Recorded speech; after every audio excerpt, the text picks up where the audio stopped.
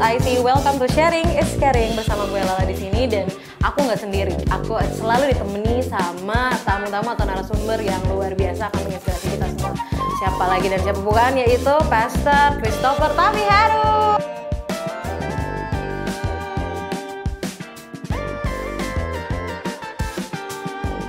Hai. Mantap. Yang di rumah boleh tepuk tangan semua ya? Oh, kedengeran. Puji Tuhan. Baik, Pastor nih, setiap kali di dalam podcast ini kita selalu membahas banyak tema ataupun poin-poin yang mungkin jadi keresahan setiap kita sobat-sobat SIC yang nonton gitu ya. Nah, kali ini kita mau ngobrolin soal Injil. Banyak sering kita dengar, ayo kamu hidup pembaharuan sesuai dengan hidup baru di dalam Injil. Terus kamu harus mengikuti apa yang dikatakan oleh Injil. Nah, sebenarnya Injil itu apa sih? Dan kenapa sih patokan kita atau pandangan hidup kita tuh selalu harus berpatokan sama Injil? Ya. Oke. Nah, sebelum itu pertanyaan pertama. Tapi siap. mungkin ada banyak dari kita yang ketika kita ngomongin soal Injil hanya tahu, ya, oh itu Alkitab. Itu Alkitab gitu ya. Atau oh, itu isinya firman Tuhan, that's it. Tapi nggak tahu setelah tahu itu firman Tuhan, apa sih yang harus kita lakukan? Balik lagi ke pertanyaan pertama, sebenarnya Injil itu apa dan kenapa kita harus pandang Injil sebagai patokan dalam hidup kita? Itu pastor yang pertama. Ya, secara etimologi atau istilah Injil itu kan artinya kabar baik ya, good news. Kabar baik. Ya, kabar baiknya itu apa? Kabar baik Yesus mati untuk menembus dosa-dosa kita. Basically itu Injil. Ya, kenapa itu kabar baik? Karena kita mestinya binasa karena dosa-dosa kita. Ya, orang berdosa kalau dia melanggar hukum pasti ada hukumannya yang harus ditanggung. Tapi kabar baiknya kita nggak harus nanggung hukuman itu, ada yang menanggung hukuman itu untuk kita. Makanya dia disebutnya kabar baik. Ya, jadi sebelum mengetahui Injil emang sebagai kabar baik kita harus tahu dulu kabar buruknya itu apa. Oke. Jadi berapa orang nggak perlu Injil karena ngerasa udah pasti selamat. Udah pasti selamat. Gitu loh, karena dia baik, karena dia ngerti. Betul. Karena semua ajaran yang lain kan gitu. Orang baik yang masuk surga. Melakukan sesuatu yang baik. Ajarannya begitu. Kita pikir kita cukup baik lah dibanding teroris misalnya. Iya. Ya iyalah. Kita selalu bandingin sama yang paling jahat dan ngerasa lebih baik. Iya, betul. Tapi Injil jadi sebuah pengingat dan sebuah pembuka mata bahwa kita nggak bisa selamatin diri kita sendiri. Mestinya binasa, tapi Tuhan karena terlalu sayang sama kita, dia utus anaknya untuk hidup sempurna gantiin hidup kita yang berantakan dan mati sebagai tumbal. Makanya disebutnya good news. Hukuman yang kita mestinya terima, tapi dia yang tanggung. Gitu. Jadi inti Injil itu Yesus mati untuk dosa-dosa kita. Ya. Injil itu berarti kabar baik. Kabar baiknya adalah ada juru selamat yang datang untuk menyelamatkan kita, gitu ya. Nah, tapi ada kebanyakan dari kita mungkin tidak bisa menerima itu, Bang. Gimana tuh kira-kira supaya mereka tahu nih sebenarnya ini it's a good for you gitu. Ini baik loh buat kamu gitu. Seperti apa ya? Ketika mereka punya pandangan yang berbeda, apakah memang harus dipaksakan hal-hal seperti itu bahwa kamu harus tahu bahwa ini adalah kabar baik nih, Injil adalah kabar baik? Ya, paling kita mulai tadi dari kabar buruknya dulu. Gini, deep down inside di dalam diri kita kalau kita sadar, mawas diri gitu, sadar diri, kita menyadari bahwa kita nggak bisa selamatin diri sendiri. Ya, deep down inside kita tahu bahwa sedikit banyak kita ini jahat. Cuman sejahat apa? Nah, itu harus dipahami. Betul. Ya, pengorbanan Kristus, kematian dia di kayu salib itu jadi sebuah pengingat ada dua hal. Yang pertama, betapa Tuhan sayang sama kita. Sampai dia utus anaknya untuk tebus kita, kematiannya menebus kita. Yang kedua, betapa jahatnya kita. Karena yang menyalibkan kita, yang menyalibkan Yesus adalah dosa-dosa kita. Dosa-dosa kita. Nah, itu. Jadi di dalam kabar Injil itu makanya harus lengkap.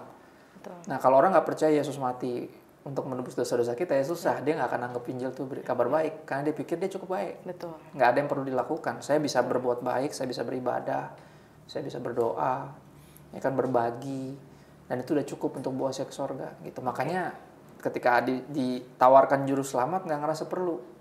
Ya kayak orang bisa nyetir ditawarin juru mudi. Iya. Nggak perlu sopir kan bisa nyetir gitu. Betul. Tapi intinya kita harus menyadari kita nggak bisa selamatin diri sendiri. Makanya perlu juru selamat. Dan juru selamat cuma Yesus. Agama banyak. Juru selamat cuma dia. Satu. Betul. Ya, jadi makanya emang nggak pernah jadi kabar baik kalau buat bagi mereka yang nggak ngerasa perlu juru selamat. Betul. Oke. Berarti kita harus sama-sama nih satu persepsi bahwa Injil itu adalah good news atau kabar baik yang dimana ada ada juru selamat yang menyelamatkan kita ya. Oke. Lalu Bang boleh cerita sedikit nih, berbagi dari pengalamannya, dari pengalaman hidup dari sebelum mengetahui dan memahami betul mengenai Injil sama sesudah? Perbedaannya tuh seperti apa? Ya, perbedaannya adalah dulu saya gini, karena terlahir di keluarga Kristen ya. Ya. Orang selalu anggap itu kan privilege. Tapi kalau kita nggak berjumpa sama Tuhan, ya bisa jadi kita take it for granted, kita menyia-nyiakannya. Yeah. Itu yang terjadi sama saya. Di umur 24, saya baru bertobat sungguh-sungguh. Bayangin, 24 tahun. Padahal lahir dari keluarga Kristen. Papa tidak pendeta, menjamin ya? Opa mama pendeta. Oke. Nggak menjamin. Tumbuh besar di gereja, pelayanan, nggak menjamin. Ya, kegiatannya serohani, tapi sebagai pencitraan. Karena ada secret life of Kristo, bukan of pet ya. Jadi ada secret life. Lihat dari film itu kan itu ada. Semua tuh punya kehidupan rahasia. Iya, gitu. betul. Nah, hidup rahasianya adalah ya dosa. Dosa jalan terus. Saya pelayanan tuh sebagai sebuah pencitraan. Itu sebelum saya sungguh-sungguh menyadari bahwa ini good news, bahwa Yesus mati buat dosa-dosa saya. Ini sebenarnya segalanya buat saya. Kalau dia nggak mati buat saya pasti mati dalam dosa saya. Saya pasti binasa. Ya, di 2008 waktu itu umur 24 setelah menyadari hal itu, ya menyadarinya juga lucu, caranya Tuhan, emang waktunya Tuhan. Waktu itu ada KKR tengah minggu, jadi di gereja kami dulu, di gereja yang lama tuh sering mengadakan ibadah tengah minggu hari Rabu. Mereka sebutnya KKR, Kebaktian Kebangunan Rohani. Ya, saya ikut karena pacar saya waktu itu, sekarang jadi istri saya, pelayanan. Dia singer, saya ngegebet biasalah ya. Jadi saya datang terus dengar khotbahnya nggak terlalu tergugah, biasa aja. Karena saya pikir, bahkan menurut saya pribadi khotbahnya agak apa ya, cocokologi, dicocok-cocokkan. Dia agak maksa nih pendeta nih. Dia gambarin apa, onta masuk lubang jarum waktu itu. Terus dia bilang katanya ada lubang di Timur Tengah itu tuh kecil pintunya, cuma pintu buat orang. Jadi onta tuh sebenarnya nggak bisa masuk. Tapi bisa kalau dipaksain. Jadi onta mesti nunduk, didorong-dorong. Ya semua beban ontanya tuh mesti diturunin. Gue bilang nih, apa sih dia ngomongin apa sih? Mau jadi onta di bawah. Kenapa jadi onta? Maksudnya nggak ada urusannya. Ini yang Yesus bilang nih, onta masuk lubang jarum sebenarnya sebuah kemustahilan untuk kita dengan kebaikan kita sendiri masuk ke surga. Kayak gitu. Makanya sukar orang yang beruang. Orang yang beruang dalam artian nggak cuma banyak duit doang, tapi berpikir karena gue baik, gue bisa masuk surga. Karena gue pelayanan, gue bisa masuk surga. Itu berpikir bisa masuk surga dengan upayanya sendiri. Yesus bilang mustahil. Lebih gampang onta masuk lubang jarum. Onta itu binatang terbesar di Timur Tengah era itu. Dan lubang jarum adalah lubang paling kecil. Jadi sebenarnya bicarakan kemustahilan. Tapi ini pendeta somehow bicara tentang kerendahan hati. Ya kan, jadi sebenarnya bisa kita kalau mau mendekat kepada Tuhan tuh harus rendah hati katanya. Ya, jadi kayak anjing kalau mau masuk rumah itu ada pintu anjing katanya. Kita kalau masuk situ mesti nunduk, rendahkan hati ya. Balik khotbah yang bagus menurut saya tentang kerendahan hati. Tapi saya anggap apaan sih? Gitu, mungkin gambarannya terlalu jauh ya. Buat saya dipas-pasin gitu. Iya, benar-benar. Apa sih? Cocokologi ya. Makanya saya nggak terlalu masuk. Terus habis itu dia altar call pula, ya kan KKR ya. Biasa kalau nggak ada altar call gimana gitu ya. Nggak abdol ya. Benar. Jadi altar call lah. Nah undangannya juga spesifik. Dia bilang gini, siapa di antara saudara yang belum pernah menerima Yesus sebagai Tuhan dan Juru Selamat, diundang untuk ke depan mau didoain. Undangan tentang ketuhanan Yesus.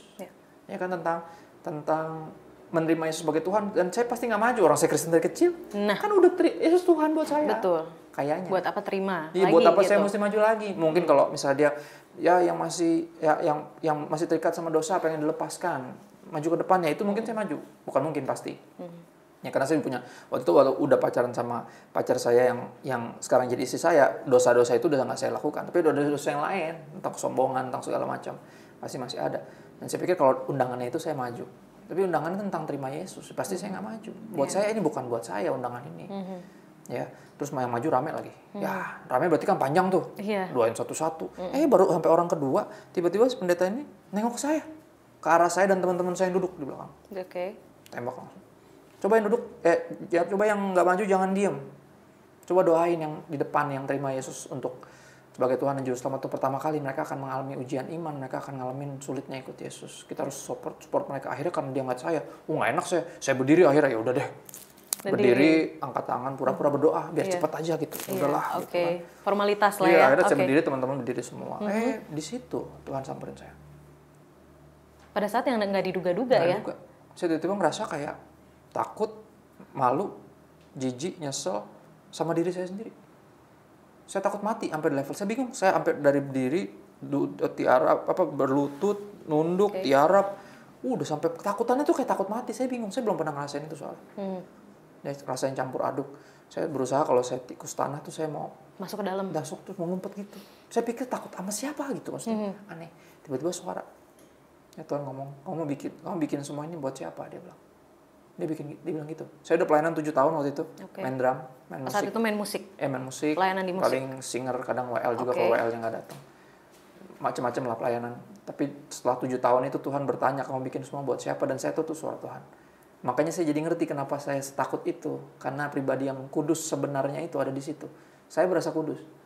Tapi nggak benar-benar kudus. Jadi ketika yang kudus ada, yang kudus langsung tiarap kan gitu maksudnya. Yang berasa kudus langsung tahu diri. Iya gitu, benar tahu diri ya, kayak berbalik badan deh gitu. Dan dari situ malam itu saya nggak bisa lupa tuh. Saya berdiri, mata saya udah bengkak kayak kodok.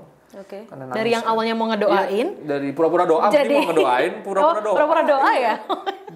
Disamperin di situ, tiarap, nangis-nangis, wow. Istri saya waktu pacar saya ngeliat kayak kenapa? Kamu kenapa? Ya udah saya ceritain tentang itu. Nah malam itu saya jadi nggak bisa tidur karena baca Alkitab. Sesuatu yang nggak pernah terjadi. Jadi selama sudah melayani 7 tahun itu, Alkitab masih jadi obat tidur buat saya. Bikin saya ngantuk. Kalau saya nggak bisa tidur kan ABG punya penyakit itu susah tidur. Benar. Keramas. Maraton DVD kan zaman dulu ya. Betul. Udah baca buku ambil tiduran. Nggak ngantuk-ngantuk. Nggak ngantuk. Wih, pas baca Alkitab ngantuk langsung. Duduk di kasur. Mujizat itu wah, itu benar, luar biasa. Rebah dalam hadirat sampai pagi. Oh, nyenyak itu. Jadi, tadinya Alkitab tuh obat tidur saya. Malam itu, Alkitab bikin saya malah nggak bisa tidur. Saya terus baca. Dan saya tahu detik itu pasti ada yang dirubah di hati saya sama Tuhan. Pemulihan itu terjadi. Butuh regeneration, hati yang diganti. Hati yang dari Tuhan merindukan Tuhan. Ketika saya paksa untuk bikin dosa, waktu itu saya masih terikat pornografi. Ya 20 tahun saya terikat pornografi. Bukan waktu yang sebentar. Saya coba paksain, nggak bisa nikmatin. Saya bingung. Karena dulu saya justru susah tinggalin. Tapi kali itu saya paksain nggak bisa nikmatin, aneh. Akhirnya saya menyadari pasti ada sesuatu yang Tuhan kerjakan. Nah mulai saya tuh pelan-pelan tuh, satu persatu tentang pelayanan dibenerin sama Tuhan, motivasinya. Ya, saya benar-benar baca Alkitab aja kemana-mana. Bayangin playlist saya dulu pakai iPod yang kotak tuh. Isinya tadi lagu saya ganti khotbah semua. Audio Bible. Jadi lagi macet denger khotbah, lagi dengar baca Alkitab.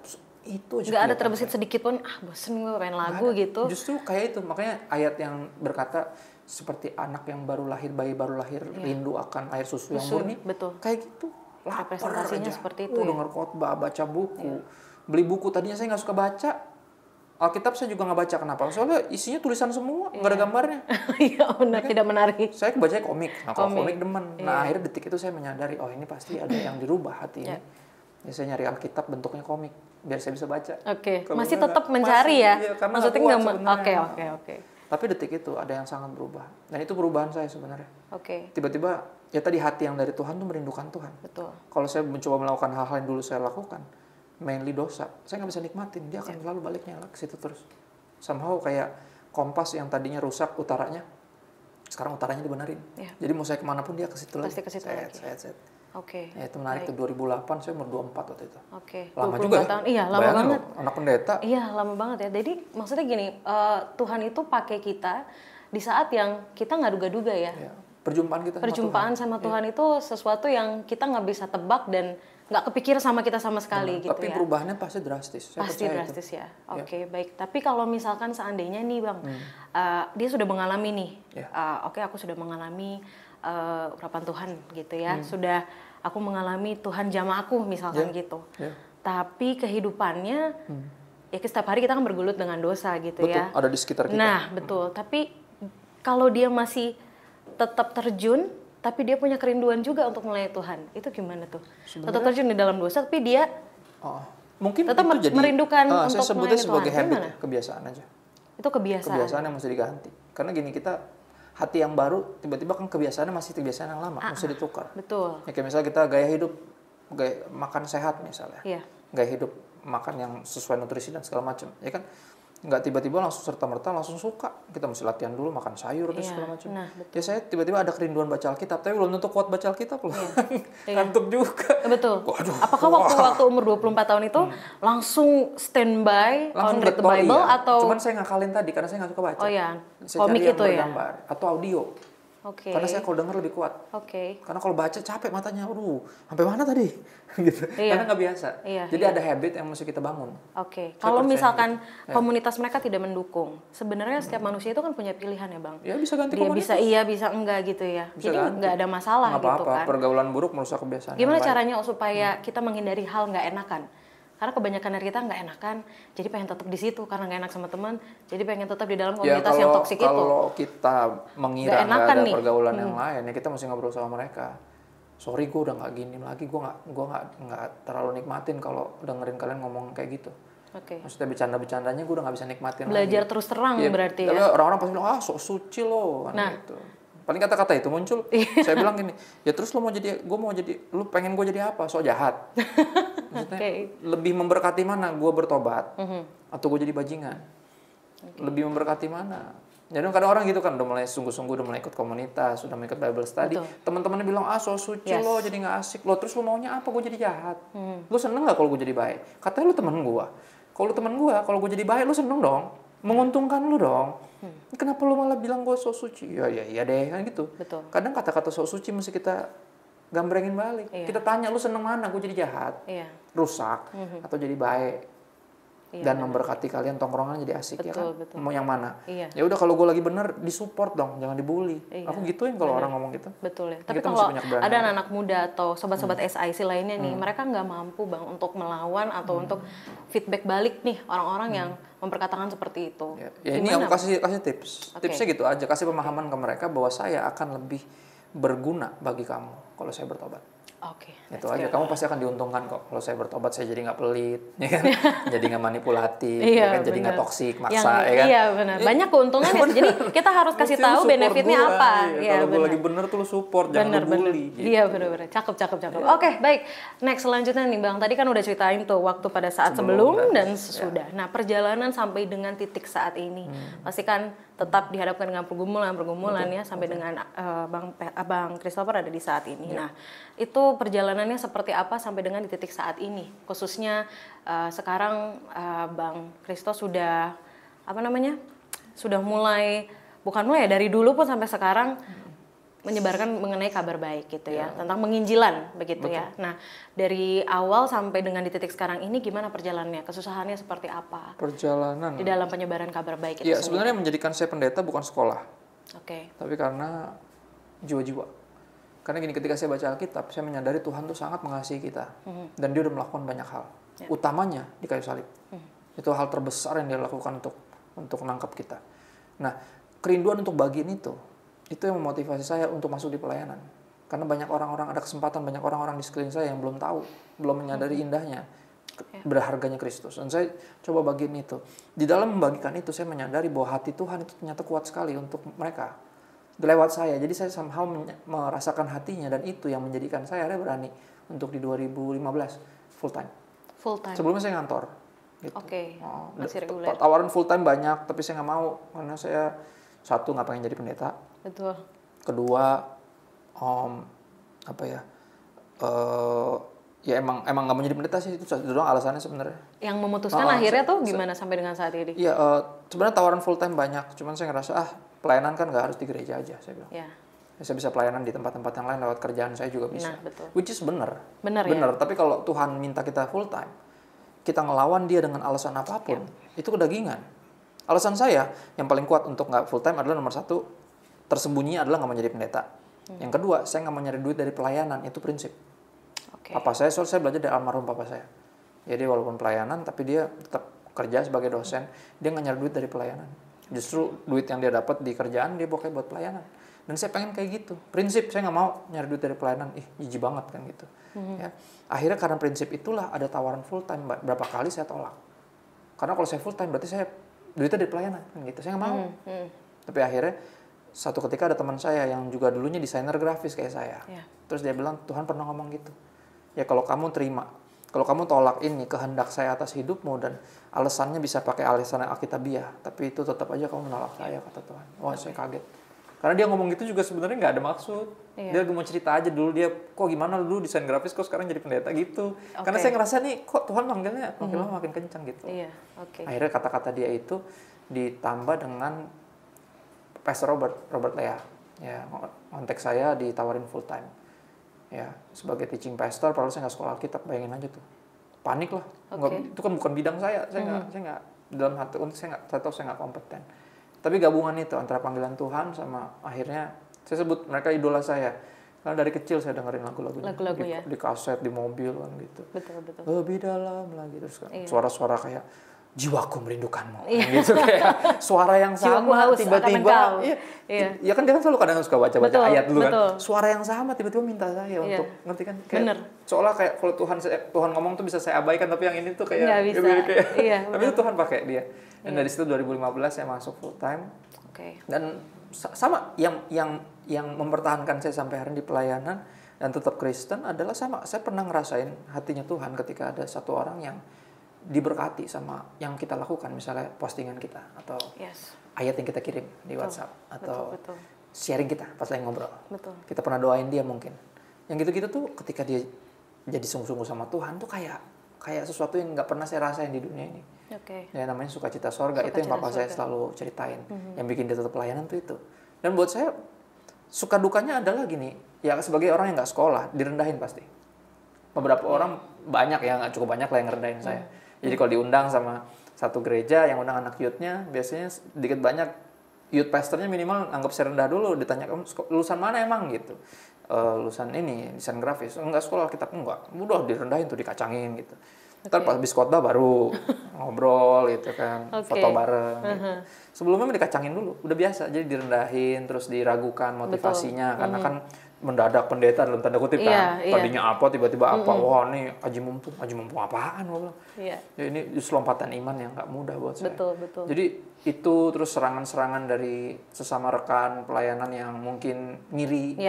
Ya kan, karena tiba-tiba menghadapinya gimana tuh Bang? Ya, perasaan tuh pasti ada nggak enak dong ya? Kesel sih sebenarnya, karena saya berharap tuh serangannya dari luar.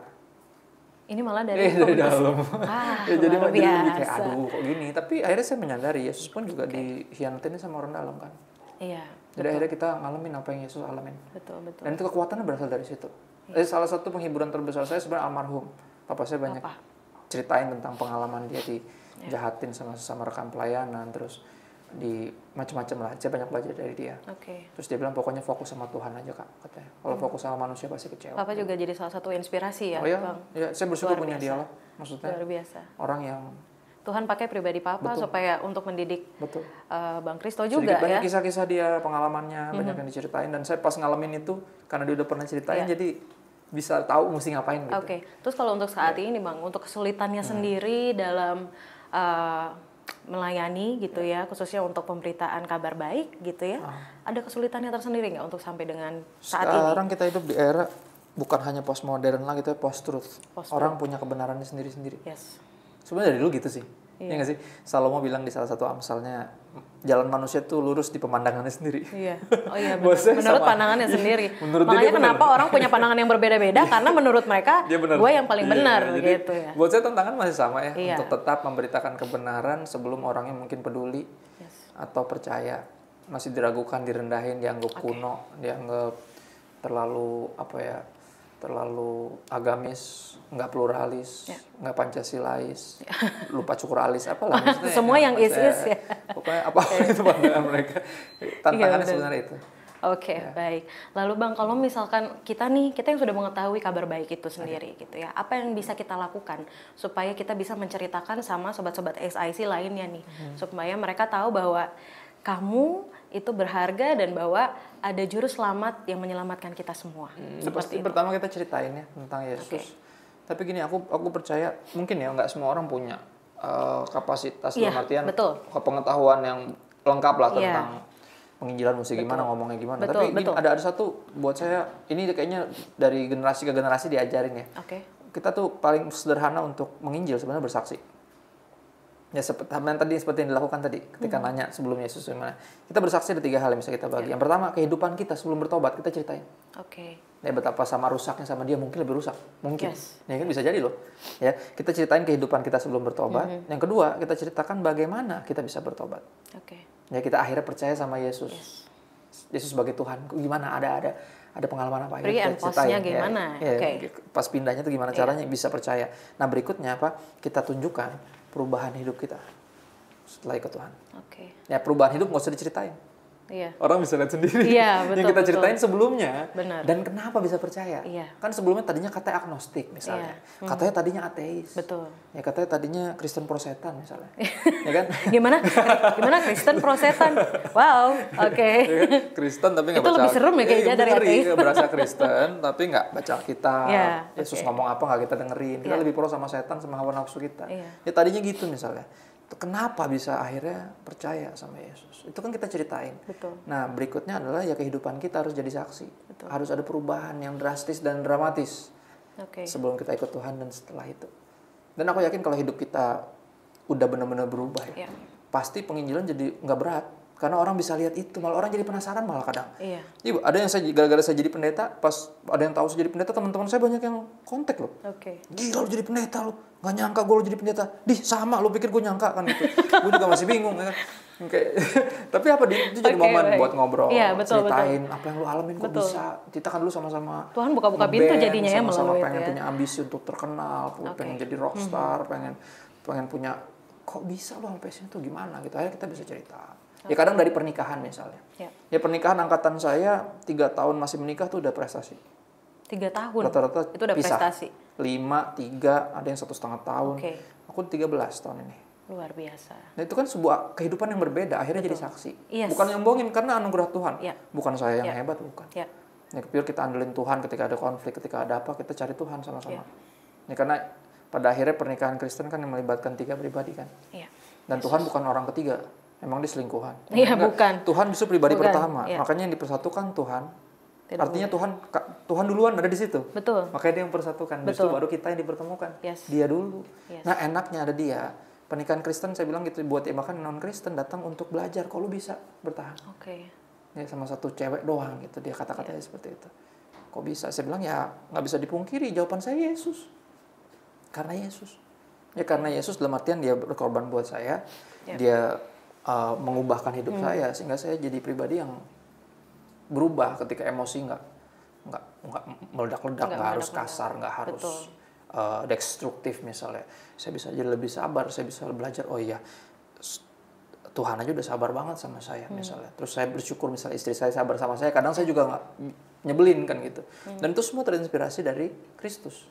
Nah, makanya di situ kita bisa akhirnya menginjil ketika kita kasih tahu kenapa bisa berbeda karena Yesus. Itu hal kecil dari ya. situ kita bisa ngomong. Benar. Ya kan? If they don't like what benar. they see, they will never hear what we say. Kalau mereka nggak suka yang mereka lihat, mereka nggak akan dengar apa yang kita bilang. Betul. Jadi selalu perubahan hidup kita itu jadi kesaksian yang paling baik. Yes, benar juga ya. Jalur yang mudah ya. Untuk mudah kalau udah berubah, cuman iya, ya. berubahnya itu yang nggak gampang. Nah, ya, itu sebenarnya dia. kita melatih dirinya yang sulit. Iya sih benar ya. Ya kan, misalnya gini, apa ya? Ya misalnya kita tiba-tiba mendaftar diri sama trainer, personal trainer misalnya. Ya contoh Aderai lah yang terkenal misalnya. Kita mendadak, kita daftar sama Aderai, kita diangkat anak sama Aderai. Tapi kamu nggak mendadak tiba-tiba minggu depan bareng kita langsung jadi. Nggak bisa. Kan? Ada kita harus proses, latihan, makannya diatur, Iya. bangun diatur, olahraganya yang tadinya nggak demen ya kan. Tadinya kan benci olahraga tapi pengen six pack. Gimana hobinya ngemil? Nggak nyambung, gimana caranya? Nah sama, kita ngerubahnya juga susah loh. Untuk baca Alkitab, untuk mulai untuk sisihin waktu, kurangin jam mainnya. Itu kan mesti diatur. Betul. Daging kita pasti pengennya main nih. Iya. Karena terbiasa nggak bisa gitu. Ya. Makanya Rasul Paulus pakai istilah gym. Apa tuh gym? Gimnasto. Gimnasto. Untuk latihlah dirimu beribadah. Oh iya, ada yang gitu. Iya. Kata yang sama dipakai buat gym. Iya benar gym. Kayak gitu mengubah. Iya. Itu harus diubah kebiasaannya. Betul. Ya naturnya istilah naturnya dirubah tapi kebiasaannya harus. Jadi segala sesuatu nggak mendadak langsung jadi. Nggak mendadak tiba-tiba terima terus langsung berubah gitu kan. Iya. Aku juga pengen gitu. Kalau bisa gitu. Langsung berubah kan gitu. Tapi nggak juga. Abis rebah masih ada mesti dilatih, dagingnya mesti nggak boleh diikutin. Iya. Mesti dipuasain kan gitu. Biasanya puasa itu kan melatih kerohanian untuk ternyata saya bisa hidup loh tanpa ini. Misalnya saya puasain ini gitu. Okay. Orang kalau nggak suka makan, puasa makan gampang. Orang nggak suka makan. Cari yang kita paling suka justru. Iya, yang menurut kita nggak bisa hidup tanpanya. Coba hidup tanpa itu. Selama sebulan, ternyata masih hidup, berarti bisa. Iya, benar. Berarti nggak harus terikat, bisa gue tinggalin. Iya, benar banget bang. Berarti ketika kalau memang kita udah tahu nih kabar baik tadi, kata abang ada 3 tipsnya. Yang pertama kita ceritakan nih hidup kita sebelum pre ya berarti ya, sebelum kita akhirnya mengikut atau sebelum akhirnya kita tahu nih bahwa kabar baik itu it's a good for us gitu ya. kita ceritain dulu, terus sesudah itu kenapa kita bisa percaya dari saksi hidup, dari hal-hal kecil yang kita alami. Betul, hari-hari. Anugerah Tuhan kita bisa sampaikan. Pada akhirnya kita bersaksi kan, kita nggak paksain orang jadi Kristen. Bener banget. Bukan yang disebut fitnah, namanya kristenisasi. Bener banget. Aku pernah mengalami pada saat ketika lagi di kantor, ada satu teman kantor aku sangat, ya bisa dikatakan dia terpuruk sama manajernya lah gitu ya, benar-benar ngerasa ngedown gitu, ngerasa kesel, pengen ngelawan tapi nggak bisa, mau resign tapi masih butuh gitu ya. Kan gitu ya biasanya orang kantor, buat resign hari ini tapi mas besok masih kerja gitu kan. Nah, akhirnya pada saat itu dia tanya sama saya gitu, harus gimana ya, karena di saat itu dia lagi benar-benar desperate, ngerasa kesel banget gitu, hopeless gitu. Lalu aku bilang, untuk masalah kekhawatiran kamu, aku ingat ada ayat firman yang berkata bahwa hari ini cukuplah hari ini, karena besok kesusahan hari ini cukuplah hari ini, karena besok punya kesusahannya ada gitu. Jadi ketika dia lagi khawatir saat itu, ketika dia lagi kesel saat itu, aku coba kasih ayat itu dalam pikiranku, wih masuk nih gitu ya, maksudnya wah nyampe, nyampe nih gitu ya. Sedikit-sedikit aku belajar untuk memberitakan firman Tuhan gitu loh. Jadi sebenarnya teman-teman mudah kok gitu ya. Ketika kita memang sudah mengetahui kabar baik itu, kita mau coba menceritakan untuk sobat-sobat SIC lainnya atau teman-teman kita, sebenarnya mudah yang tadi Bang Kristo bilang ya gitu ya. Kita biasanya gagap karena apa ya? Aku bilang kita gagu karena ragu. Nah, betul. Kalau udah ragu pasti keluarnya salah ya. Kayak misalnya gini, ada aja orang Kristen yang masih nggak percaya bahwa Yesus itu jalan satu-satunya kepada Bapa. Padahal udah jelas loh, akulah jalan dan kebenaran dan hidup, tidak ada yang dapat sampai pada Bapa kecuali melalui aku. Tapi masih ada yang percaya semua agama banyak jalan menuju surga loh, padahal Kristen loh. Lah dia aja nggak percaya, gimana dia mau nginjilin orang, dia juga sendiri nggak percaya. Kita gagu karena ragu. Betul. Kalau kita benar-benar percaya, nggak akan ragu. Misalnya contoh gini, kita tahu ini good news. Dan kita tahu orang itu perlu untuk dengar kebenaran, kabar baik ini. Kira-kira kita takut nggak beritainnya? Enggak. Harusnya jangan. Orang bener kok takut. Iya benar. Ini kan yang sesat aja suka berani kadang. Iya. Ke rumah-rumah ngetok-ngetok, kita bagi-bagi benar majalah. Guys, ya kan? harus benar, kita harus berani berarti ya. Yang sesat aja ngetok-ngetok pintu bagi majalah, padahal sesat. Betul, nah gimana kita yang bener kenapa jadi takut? Yang sesat malah jadi berani gitu. Iya betul. Ya kalau kita ngaco, kita bohong, kita nipu, baru takut. Baru kita takut. Nah, ini kan kebenaran. Seperti itu. Dan kita tahu mereka perlu Yesus. Semua orang perlu Yesus. Takutnya apa? Paling takut dibenci, takut dijauhin. Paling banter takut dibunuh. Ya, tapi apa? Rasul Paulus kenapa nggak takut mati? Karena dia tahu habis dia mati dia kemana. Ya kan, bagiku hidup adalah Kristus, mati adalah keuntungan. Orang yang bisa bilang mati itu keuntungan, cuman orang yang hidupnya itu Kristus. Makanya pentingnya fokus sama Injil. Karena apa? Yesus itu Injil. God is the gospel, kata John Piper. Tuhan itu juru selamat kita lah, itu berita Injilnya. Dia itu Injilnya. Kita bisa fokus sama dia. Orang kalau hidupnya Kristus, matinya nggak takut. Malah anggapnya untung, kenapa? Jadi cepat ketemu sama Tuhan. Benar. Hidup kan lebih berat sebenarnya, lebih indah di sorga daripada di sini kan. Betul. Makanya barang siapa meninggal dalam Kristus, berbahagialah mereka yang meninggal dalam Tuhan sejak sekarang ini, karena mereka beristirahat dari jerih lelah mereka. Karena hidup ini melelahkan sejujurnya. Betul. Jadi kalau kita nggak takut mati, orang udah pasti kemana gitu loh. Ya kadang yang teroris aja nggak takut mati, padahal ngaco, abis buka mata nggak tahu di mana ya kan. Betul. Nah, masa kita yang benar jadi takut? Nah itu mindsetnya ya berarti. Sebenarnya kenapa yang susah jadi mudah ya kalau di sini? Ada kebalik seperti ini, ada yang kebalik di sini. Oke nih Bang, yang terakhir nih untuk menjawab kekhawatiran dari sobat-sobat SIC lainnya. Tipsnya. Tadi kan kalau yang pertama menceritakan kabar baik tuh udah ada 3 tuh kita kasih tahu, kita ceritakan bersaksi gitu ya. Lalu yang terakhir tipsnya supaya kita tetap di dalam tetap di fokus dalam ke Injil, tetap fokus sama Tuhan. Hidup dalam firman. Hiduplah di dalam firman. Prakteknya gimana? Yohanes 15 ayat 3 bilang, kamu memang sudah bersih karena firman yang gue katakan. Terus makanya di ayat 5 disuruh tinggal dalam firman. Karena di luar aku kamu gak bisa berbuat apa-apa. Ayat 7 bilang, jika kamu tinggal dalam aku dan firmanku tinggal dalam kamu, kau minta apa aja, pasti akan diberikan. Prakteknya sebenarnya itu praktek, tinggal dipraktekin aja. Bener nggak kita hidup berapa jam sehari kita baca Alkitab? Kita dipenuhi nggak dengan firman atau dipenuhi dengan Netflix? Gitu, kita dipenuhi dengan apa di kepala kita? Apa yang memenuhi hati kita, memenuhi perhatian kita, mengambil waktu kita? Ya, yang mengisi perasaan kita, yang mengganggu perasaan kita, yang mempengaruhi emosi kita itu siapa? Kan gitu, apakah dia atau bukan? Di Mazmur 119 ayat 9 sampai 11. Ini tips, karena ini pegangan saya. Saya sebutnya my 911 verse. 911 kan nomor yang dipencet 911. dalam emergency. Iya. Betul. Karena gini kerap kali daging kita karena masih daging ya. Ya. Masih kerap kali balik untuk mau sombong, Betul. untuk mau lupa sama Tuhan, Ya. untuk mau balik ngikutin hawa nafsu lagi, untuk mengingini milik orang lain, untuk ngiri, untuk ketika dia naik nih, si daging udah mulai naik, saya langsung 911. Oke. Ayat ini. Ada di Mazmur tadi. Ya, Mazmur 119 ayat 9 sampai 11, dia bilang kayak gini mengenai hidup dalam firman. Dengan apa seorang muda mempertahankan kelakuan yang bersih? Kan idenya kita gimana cara bisa mempertahankan, kita tetap dalam Injil, hidup dalam firman. Menjaganya dengan apa? Sesuai dengan firman Tuhan. Ya, terus di ayat 10 dijelasin cara baca Alkitab, tipsnya gimana yang benar. Mau hidup dalam firman kan gitu. Yes. Banyak orang dilemanya, tadi bacanya ngantuk, bacanya mulai dari mana? Ya, masa mulai dari Wahyu? Ya dari Kejadian atau bacanya. Dari depan, maksudnya dari belakang malah bingung bacanya. Ya. Mulai dari mana? Apakah Matius perjanjian baru dulu atau perjanjian lama? Pertanyaannya gitu-gitu terus. Akhirnya nggak mulai bacanya. Nanya, bertenye-tenye aja terus. Itu bertenye-tenye. Iya, benar. Lo udah dijawab juga belum tentu diikutin. Iya, betul. Akhirnya mulai dari Kejadian semangat. Oke. Akhirnya sampai kelurahan berhenti. Kelurahan, nggak ada kelurahan ya kan. Jadian kelurahan. Nggak, sampai Muhammad berhenti. Yes. Ini berapa meter, bahannya apa? Wah, ini apa sih? Oke. Ya kan akhirnya stuck. Kalaupun maju sampai bilangan berhenti. Isinya nomor semua, angka. Waduh, udah susah matematika dapat jelek ya kan. Ketemu angka-angka. Akhirnya kuat dikit maju. Sampai paling tawarik, si ini meranakan si itu dari si ini. Kenal kagak saudara bukan siapa lagi kan gitu. Akhirnya kan dilemanya suka gitu. Dilemanya suka gitu. Ayat 10 dibilang gini. Dengan segenap hatiku aku mencari engkau. Jangan biarkan aku menyimpang. Artinya gini, ternyata kalau baca Alkitab itu harus dengan mentalitas bahwa gini, saya ini akan berjumpa dengan Tuhan. Kayak kita kalau lagi naksir sama orang, mau ngapel gimana sih? Excited. Gue akan belajar sesuatu nih tentang dia nih. Dia akan ceritain sesuatu nih. Excited pasti kita harusnya. Ya, baca Alkitab tuh gitu kan, dengan segenap hati kita mencari dia. Orang kalau mencari Tuhan pasti mendapat. Menemukan pasti. Kan dia bilang gitu. Carilah maka kamu akan mendapat. Minta maka medapat, cari pasti akan menemukan. Ya kalau kita mencari Tuhan, baca Alkitab cari Tuhan, pasti ketemu. Cuman banyak orang baca Alkitab cuma syarat doang, syarat. Berarti motivasi kita yang harus kita benerin dulu nih. Formalitas doang yang nggak dapat apa-apa dong.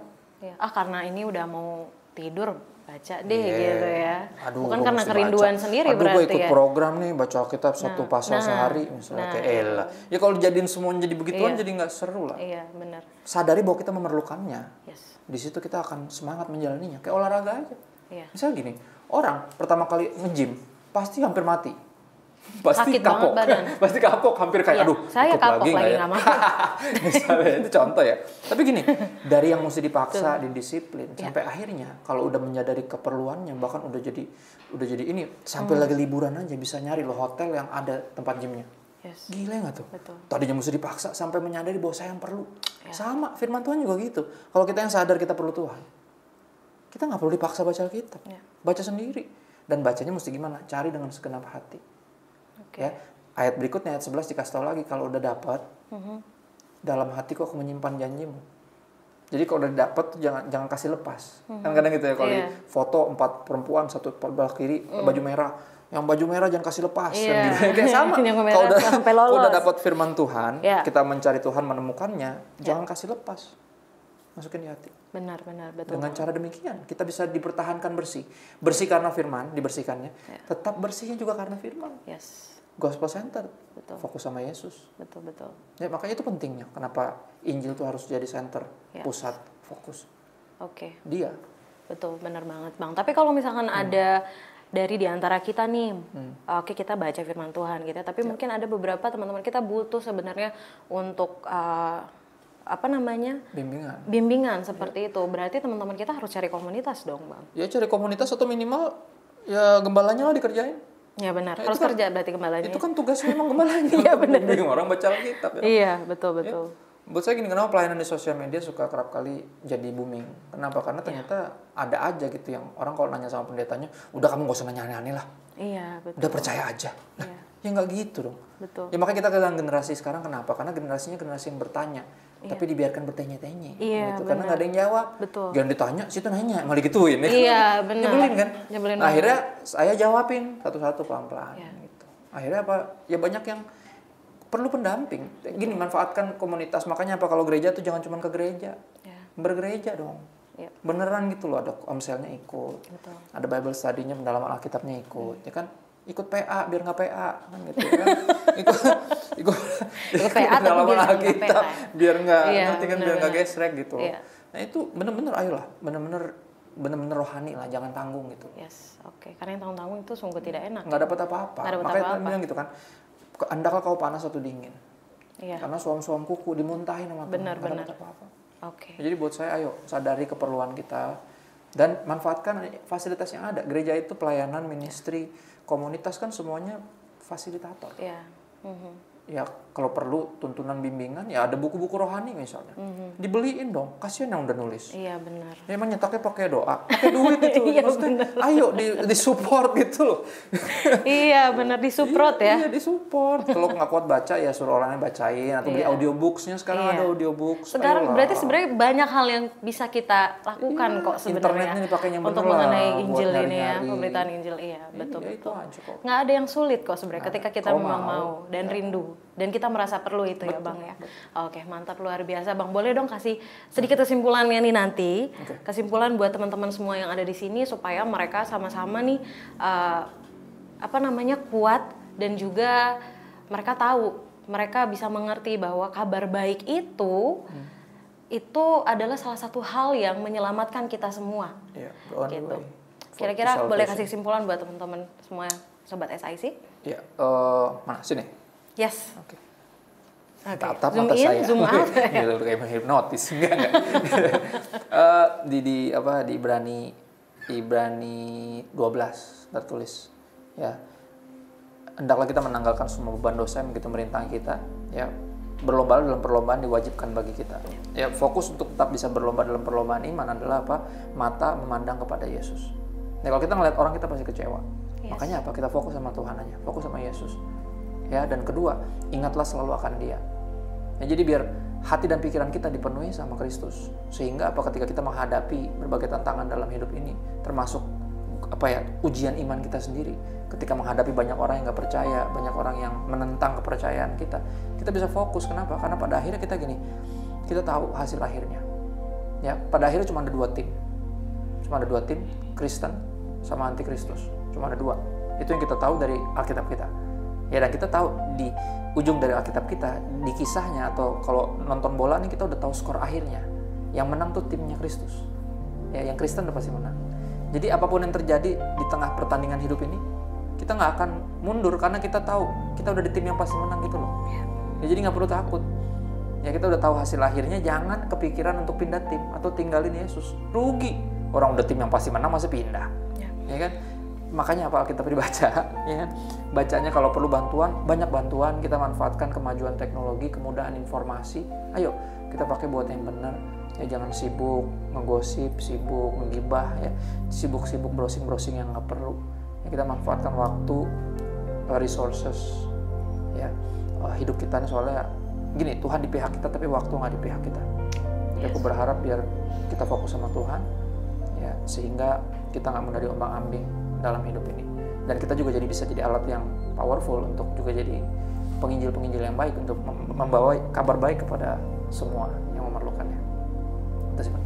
Oke, luar biasa Bang, thank you banget. Siap. Dan poin-poin dari pertanyaan yang kita sudah ngobrol tadi gitu ya, kita berharap bahwa dari penyampaian yang tadi kita sudah sampaikan melalui podcast ini tentunya bisa menjadi berkat ya buat kita semua, dan tentunya kita bersyukur bahwa Injil datang dan Tuhan hadir gitu ya untuk menyelamatkan kita semua gitu. Dan kita juga berdoa untuk teman-teman, saudara-saudara kita yang mungkin saat ini masih belum menyadari, belum merindukan, kita tetap sama-sama berdoa buat mereka semua supaya mereka menyadari akan kebutuhan dari juru selamat kita sendiri yang hadir untuk hidup kita.